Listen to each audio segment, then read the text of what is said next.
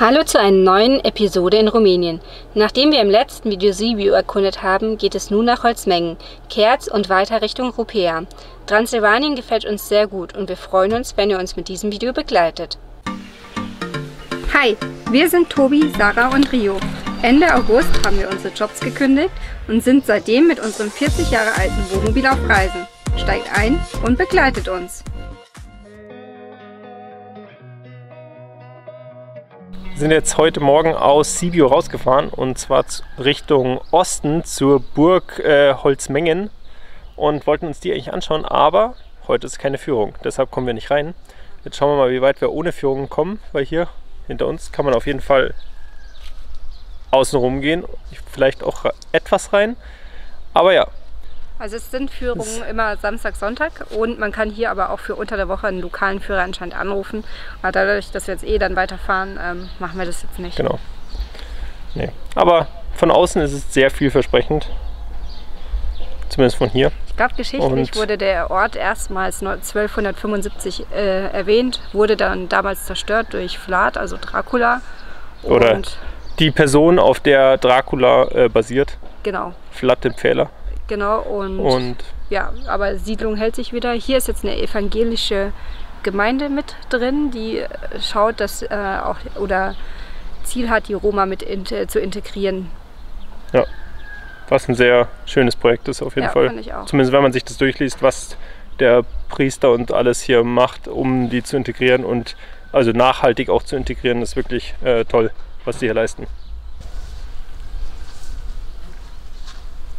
Und jetzt sind wir am Ort der Ruhe angekommen, oder wie man es bei uns auch nennt, am Friedhof. Aber hier oben steht zumindest Ort der Ruhe. Und dahinter ist dann, wenn die Sarah ihren Schädel nicht dazwischen steckt, der Friedhof. Das ist eigentlich auch eine schöne Bezeichnung. Da gehe ich gleich noch drauf. Losing time, I'm fading fast. I just wanna make it last. Try to let go of the past. I close my eyes, embrace the blast. Sleepless nights and headaches stack. Restlessness to hell and back. What's my purpose? What do I grab? A slippery surface, a heart attack. And sometimes you just gotta believe there's something that'll give you relief. There's something that'll have what you need. What you need. We're broken, it's tragic. We're not all elastic, but maybe there's magic. Believe you could have it. And I know of sadness, the anxious and panic, the infinite vastness of all that is blackness.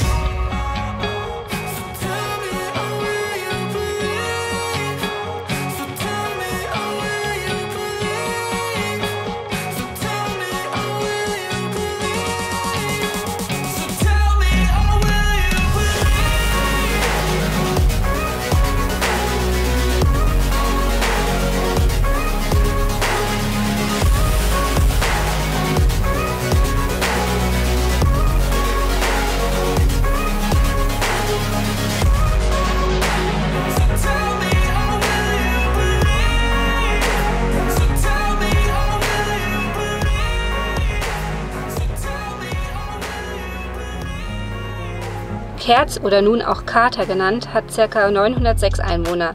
Das Kloster Kerz ist eine bekannte Sehenswürdigkeit, die wir unbedingt besuchen wollen. Gegründet wurde es ca. im Jahre 1212. Heutzutage wird die Klosterkirche von der evangelischen Kirchengemeinde Kerz benutzt.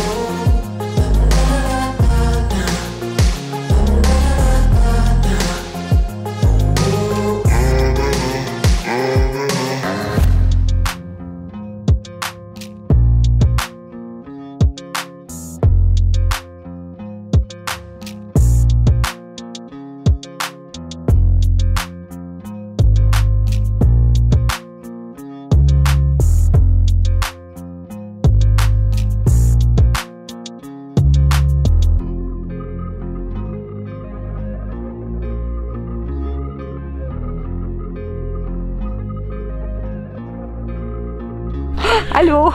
Hallo, Rio hat sich gerade in Scheiße gewälzt. Ja. Noch lachen wir drüber. Wir sind westlich von Brașov. Wir sind gestern nach der Burgruine oder Kirchenruine bei Kerz sind wir hierher gefahren und haben heute Vormittag hier den Regen ausgesessen, weil wir Dauerregenzeit gestern Abend hatten. Und ja, jetzt fahren wir Richtung Norden ein kleines Stück. Genau, zu einer Burgruine, wo man anscheinend auch übernachten darf. Und dann, also die machen wir heute oder morgen, je nach Wettersituation. Genau, und außerdem müssen wir die Schiebetür reparieren, weil also bei Meersin ist uns ja schon hinten die Rolle ist kaputt. Die haben wir repariert und Basti hat uns von Deutschland aus die Ersatzteile mitgebracht. Haben wir bis jetzt noch nicht repariert, weil es alles super funktioniert hat und jetzt fängt es wieder an, dass es richtig schwergängig ist und wir merken einfach, dass es wieder kaputt geht. Und jetzt bauen wir es auch ein, wenn es nicht regnet. Und die Sarah kontrolliert gerade Rio, der wieder auf Futtersuche ist. Ja, jetzt nervt sich selber im Fall, ne? Und ja. Wir zeigen euch jetzt noch den Rio. Den Rio? Okay. Und danach geht es dann weiter. Ja. Und hier ist die Kacke. Und hier am anderen. Und auf der anderen Seite auch. Oh, da hängt sogar noch richtig. Rio, komm mal her. Ja, das hinten ist eine Klette. Aber Sitz. das ist an der Seite. Rio, nein. Hier ist die Kacke. Rio.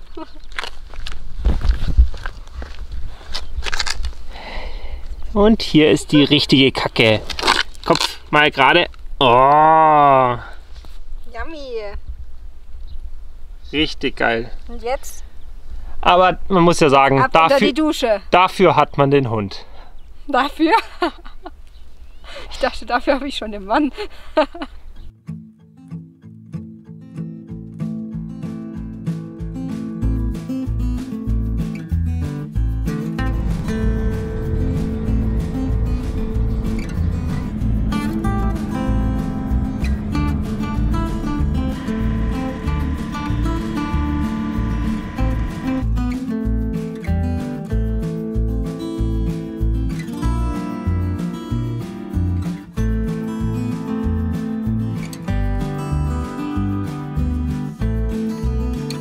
Jetzt sind wir in der Burg bei Rupea. Die findet das erste Mal Erwähnung in der Geschichte 1324 und damals hieß sie noch Burg Kohalm. Kohalm, so jetzt. Und sie hatte damals eine strategische Bedeutung, weil sie das Bindeglied zwischen Transsilvanien, Moldau und der Walachei war. Deshalb war es auch sehr relevant und wurde aber trotzdem von den Türken dann eingenommen. Genau, und wurde dann erst im 17. Jahrhundert, Mitte des 17. Jahrhunderts ungefähr, nach einem großen Brand verlassen. Genau, und jetzt schauen wir sie uns mal an. Sarah und ihre Burg. Jetzt geht es erstmal den Turm hoch. Wo übrigens eine Kunstausstellung drin ist.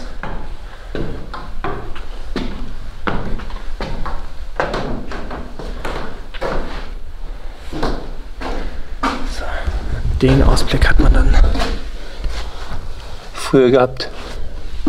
Beziehungsweise, vielleicht sind wir Sarah und Rio. Nein.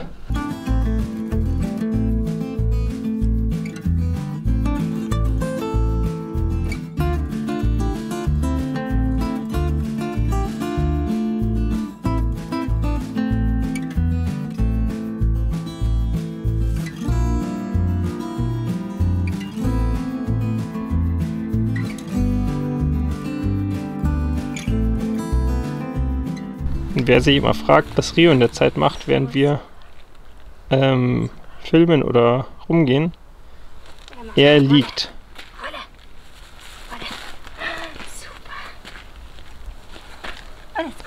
Also sobald wir die Leine ablegen, hat er zu liegen oder zu warten.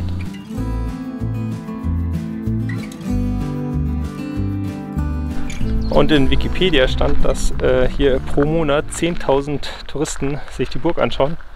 Und ich würde mal sagen, dass wir heute ziemlich Glück haben, weil so gut wie nichts los ist. Ich glaube, außer uns sind noch 5 andere Autos auf dem Parkplatz, wovon ein Paar schon wieder rausgegangen ist.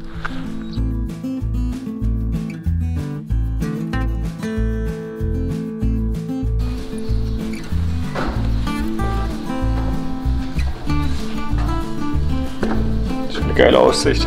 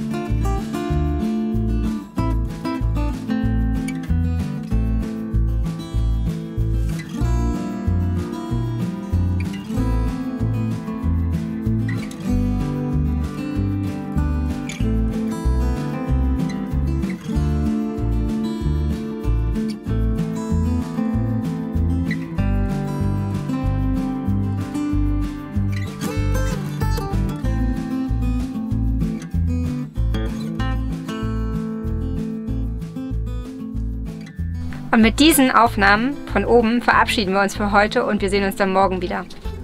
Wir sind jetzt heute nur knapp 16 Kilometer gefahren und zwar nach Viskry oder auch Deutsch Weißkirch. Und da schauen wir uns morgen oben am Hügel, das sieht man jetzt nicht, die Klosterburg an. Wir waren heute schon mal kurz da mit dem Hund und es schaut von außen echt wirklich nett aus und richtig schön alt. Und hier gibt es noch was Besonderes und zwar werden hier morgens und abends, also morgens die Kühe auf die Almen, sofern es hier auch Almen heißt, getrieben und am späten Nachmittag bzw. Abend kommen sie wieder zurück. Und das wollen wir heute anschauen. Wir wissen nur nicht genau, um wie viel Uhr. Das heißt, wir werden jetzt, also jetzt ist 20 vor 5, dass wir jetzt einfach in den nächsten Minuten in die Ortschaft reinlaufen. Dort kann man es angeblich an den 2 Brunnen relativ gut sehen.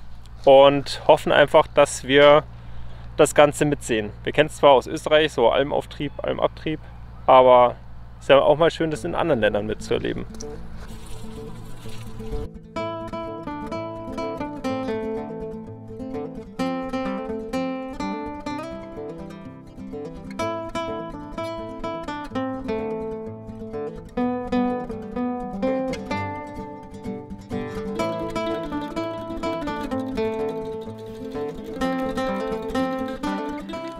Rio möchte nicht mit und ich zeige euch mal den Grund. Gänse. Die eine trinkt richtig cool.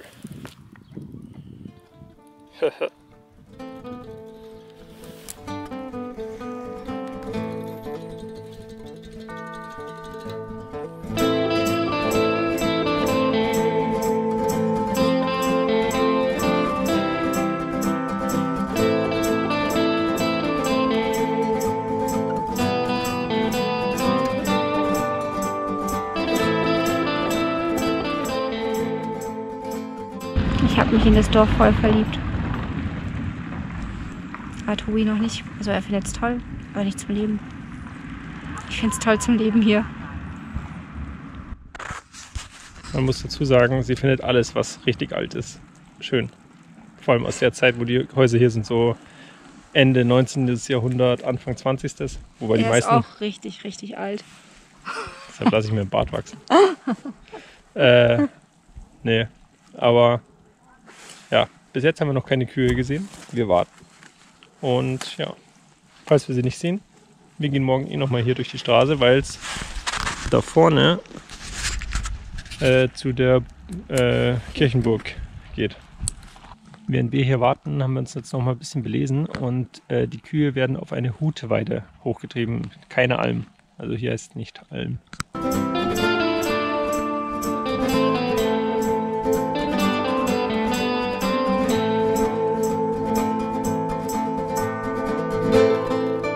Wir sind jetzt wieder beim Auto und haben die Kühe natürlich erstmal nicht gesehen und probieren es aber später nochmal.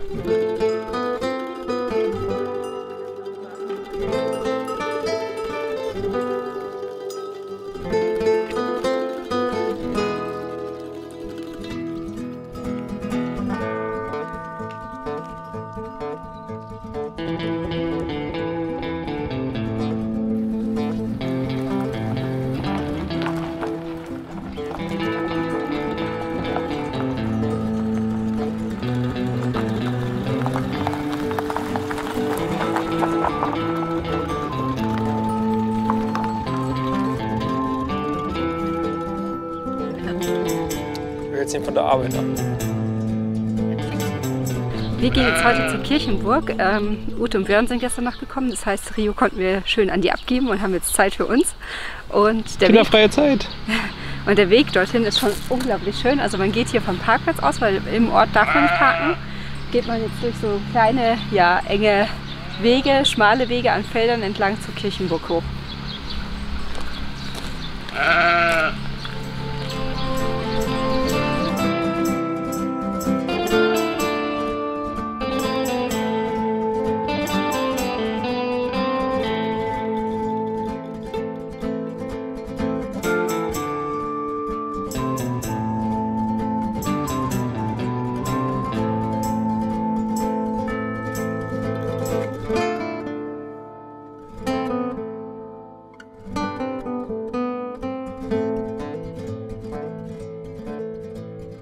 Einen wunderschönen guten Morgen. Wir fahren heute nach Sigisoara weiter. Das ist ungefähr 40 Kilometer nördlich.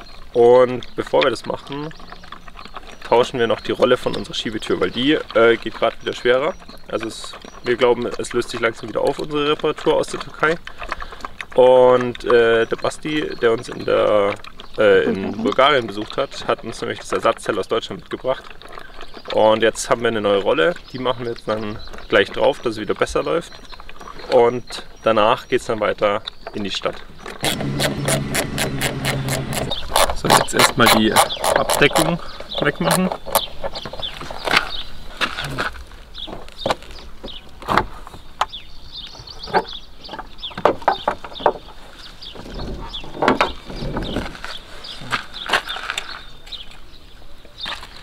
Und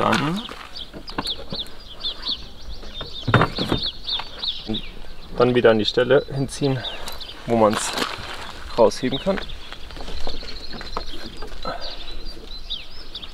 Und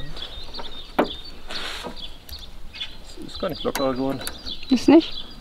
Ne, geht doch nur schwer. So.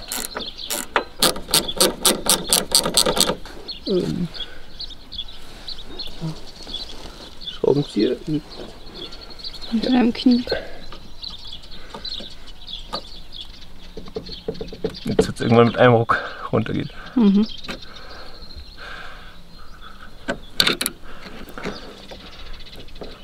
Jetzt sieht man gleich den Unterschied zwischen dem neuen und dem alten. So.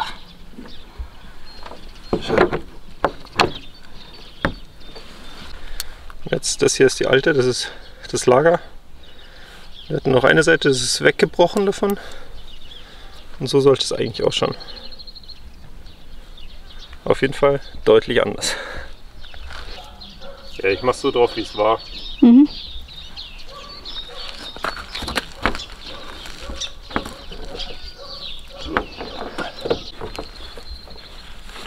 So, bevor wir es drauf machen, noch reinigen.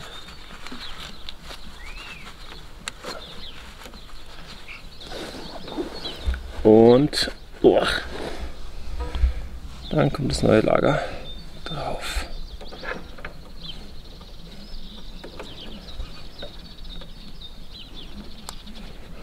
Da das drauf gepresst ist, mehr oder weniger, versuche ich es jetzt mit der Schraube hinzudrücken, mit der Mutter. Müsste eigentlich gehen. Reinzudrücken wie mit der Beilackscheibe, oder? Ja, die Beilackscheibe war ja nur als Gegenhalt, aber ja, jetzt, dass es gleichmäßig praktisch drauf gedrückt wird. Genau.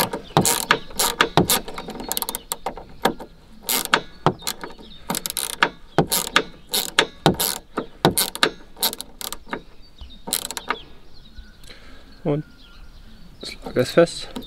Die Rolle rollt. Na juhu, super. Zeig nochmal die Rolle. Die rollt jetzt super.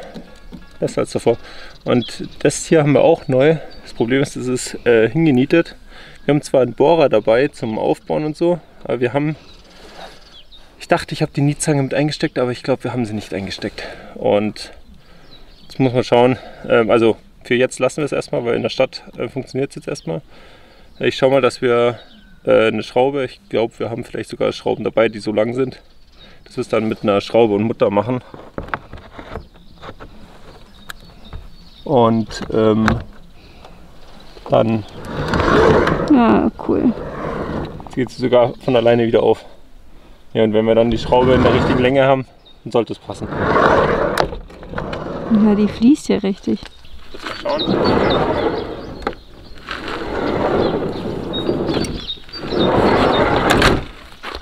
Leider durften wir in der Kirchenburg selber nicht filmen, deshalb gab es ja auch nur den kurzen Überblick von außen. Und wir würden uns freuen, wenn ihr uns weiterhin begleitet und ein Like, Abo und einen Kommentar da lässt, sodass ihr auch weiterhin immer dabei seid. Bis zum nächsten Mal.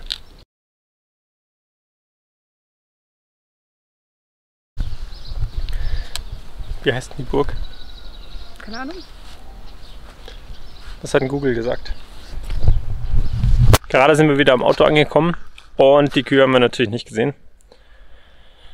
Aber es war trotzdem schön. Ne, es kommt auch blöd. Ja. Wir haben die Kühe